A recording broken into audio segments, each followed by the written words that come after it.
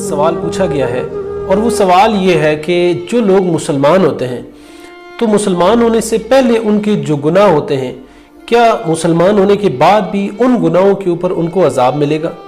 حدیث مبارکہ اس ضمن کے اندر کیا ہے؟ اور اگر کوئی بندہ نیکیاں کرتا ہے، یعنی اسلام قبول کرنے سے پہلے کی اس کی نیکیاں ہیں، اس کے جو اچھے کام ہیں، کیا اس کے اوپر بھی اس کو نیکیاں اس کو گا؟ یہ سوال کا جواب بھی سنتے ہیں، لیکن اس ضمن کے اندر جو امام طبرانی نے واقعہ لکھا ہے، یقین کیجئے کہ جب سے وہ واقعہ پڑھا ہے آنکھوں سے آنسو ہیں کہ جانے کا نام نہیں لے رہے۔ اتنا درد انگیز واقعہ، اتنا رلا دینے والا واقعہ، یقین کریں آپ بھی سنیں گے تو آپ کے بھی رونگٹے کھڑے ہو جائیں گے۔ آئیے اس واقعے کو بھی سماعت کرتے ہیں اور پھر اس سوال کا جواب بھی دینے کی کوشش کرتے ہیں۔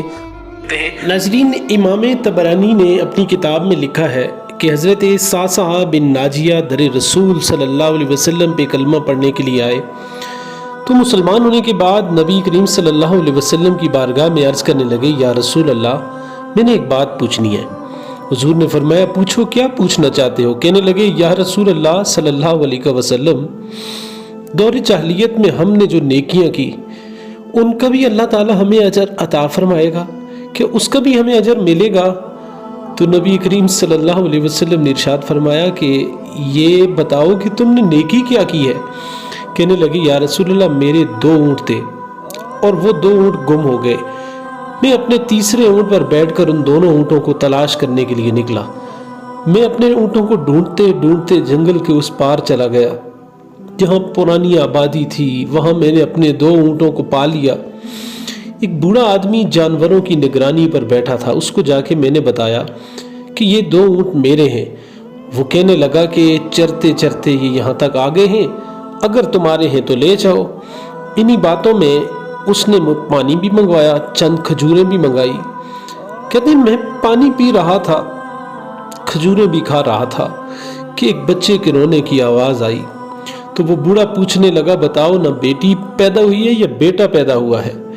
اللہ اکبر۔ کہتے ہیں میں نے پوچھا، بیٹی ہوئی تو پھر کیا کرو گے؟ کہنے لگے، اگر بیٹا ہوا تو قبیلے کی شان بڑھائے گا، اور اگر بیٹی ہوئی تو ابھی اسے یہاں زندہ دفن کرا دوں گا، اس لیے کہ میں اپنی گردن اپنے داماد کے سامنے جھکا نہیں سکتا، بیٹی کی پیدائش میں آنے والی مصیبت برداشت نہیں کر سکتا، میں ابھی دفن کرا دوں گا۔ یہ صحابی کہتے ہیں کہ یا رسول اللہ صلی اللہ علیہ وسلم، یہ بات سن کر میرا دل نرم ہونے لگا۔ تو میں نے کہا، پتہ کرو بیٹی ہے یا بیٹا ہے؟ تو معلوم ہوا کہ بیٹی پیدا ہوئی ہے۔ میں نے کہا، کیا تو واقعی اسے دفن کرے گا؟ کہنے لگا، ہاں۔ میں نے کہا، دفن نہ کر، مجھے دے دے، میں لے جاتا ہوں۔ اور یا رسول اللہ، وہ مجھے کہنے لگا، اگر میں بچی تمہیں دے دوں تو مجھے کیا دو گے؟ میں نے کہا، یہ میرے 2 اونٹ رکھ لو، بچی مجھے دے دو۔ کہنے لگا، 2 نہیں بلکہ جس اونٹ پہ بیٹھ کے آئے ہو یہ بھی دینا پڑے گا۔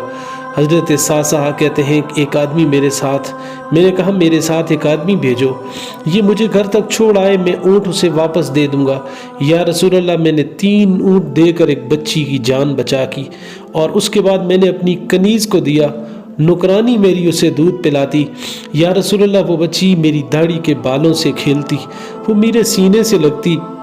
حضور، پھر مجھے نیکی کا چسکا لگ گیا، پھر میں ڈھونڈنے لگا کہ کون سا قبیلہ بچیاں دفن کرتا ہے۔ یا رسول اللہ، میں 3 اونٹ دے کے بچی لایا کرتا۔ یا رسول اللہ، میں نے 360 بچیوں کی جان بچائی ہے، میری حویلی میں 360 بچیاں پلتی تھی جنہیں زندہ در گور ہونے سے میں نے بچایا۔ یا رسول اللہ، میرا مالک مجھے اس کا بھی اجر دے گا؟ کہتے حضور کا رنگ ہی بدل گیا، داڑھی مبارک آنسوؤں سے تر ہو گئی، مجھے سینے سے لگایا، میرا ماتھا چوما اور فرمایا کہ یہ تو تجھے اجر ہی ملا ہے نا، تو یہ بھی تو بتا کہ اللہ تعالیٰ نے تجھے اس اجر کے بدلے میں اللہ تعالیٰ نے تجھے ایمان کی دولت عطا فرمائی، کیا یہ اجر تیرے لیے نہیں ہے؟ نبی کریم صلی اللہ علیہ وسلم فرمانے لگے کہ یہ تیرا دنیا کا اجر ہے، اور تیرے رسول کا وعدہ ہے کہ قیامت کے دن اللہ تعالیٰ اپنے خزانے کھول کے تمہیں عطا فرمائے گا۔ تو حاضرین، اب آتے ہیں اپنے سوال کی طرف۔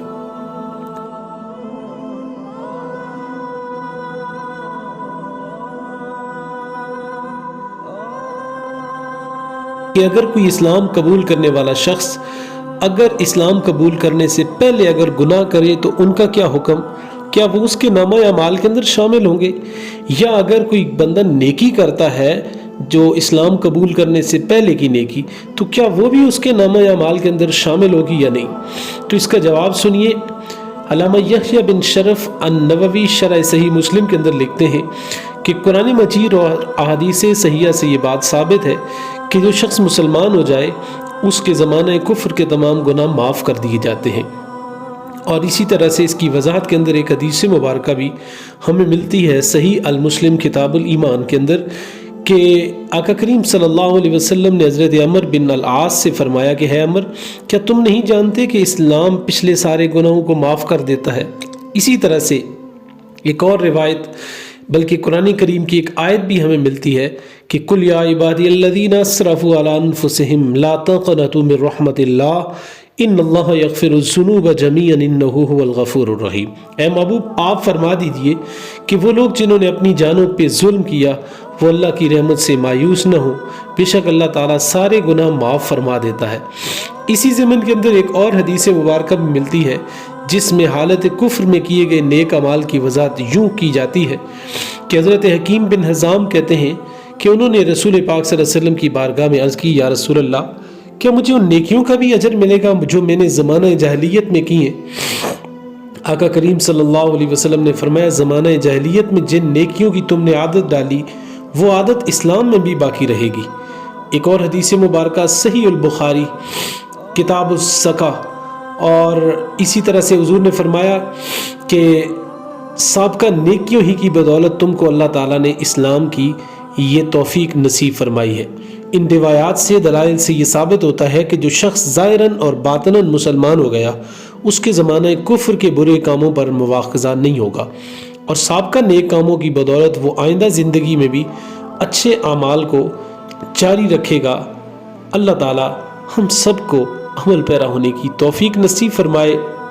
اگر ہماری یہ ویڈیو آپ کو اچھی لگی ہو اور آپ کے علم کے اندر اضافہ ہوا ہو تو ہمارے اس چینل کو بھی سبسکرائب کریں اور اس ویڈیو کو بھی شیئر کریں تاکہ ہمارے دوسرے مسلمانوں تک ہمارا یہ جو پیغام ہے ڈیلی اسلامک پیغام یہ پہنچ سکے۔